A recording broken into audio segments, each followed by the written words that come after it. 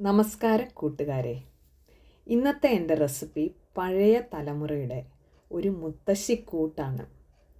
നമ്മുടെയൊക്കെ പറമ്പുകളിൽ വളർന്നിരുന്ന മത്തങ്ങയുടെ ഇലയും മത്തൻ്റെ പൂവും അതിൻ്റെ ചെറിയ തണ്ടും വെച്ച് എല്ലാം കൂടെ കൂട്ടി യോജിപ്പിച്ച് ഒരു തോരൻ വെക്കുന്നതാണ്.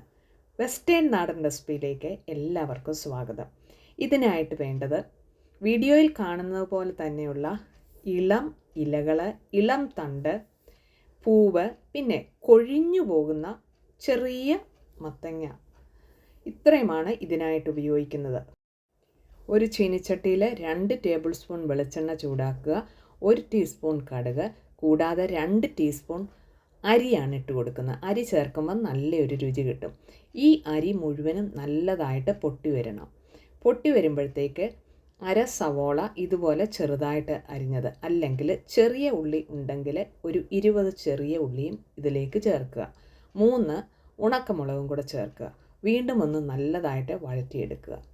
ഇതിലേക്ക് നേരത്തെ തന്നെ പൊടിയായിട്ട് അരിഞ്ഞു വെച്ചിരിക്കുന്ന മൊത്തയിലയും ചേർത്ത് കൊടുക്കുക.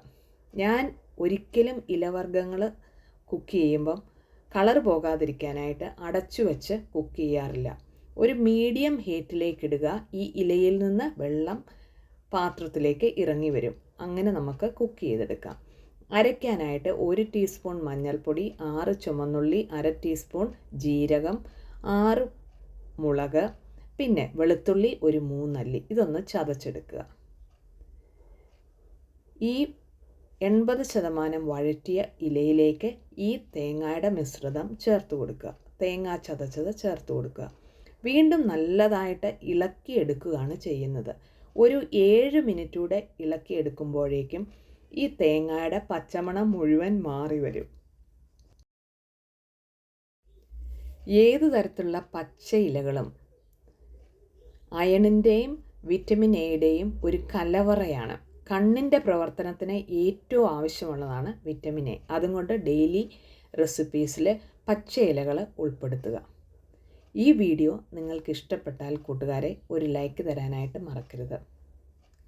ഒരു പഴയ മുത്തശ്ശിക്കൂട്ട് റെസിപ്പി ആദ്യമായിട്ട് കാണുന്നവർ ഒന്ന് സബ്സ്ക്രൈബ് ചെയ്ത് സപ്പോർട്ട് ചെയ്യണം. നിങ്ങളുടെയൊക്കെ ഫ്രണ്ട്സിലേക്കൂടെ ഒന്ന് ഷെയർ ചെയ്ത് കൊടുക്കുക. Thanks for watching. Signing off, Shaina Thomas.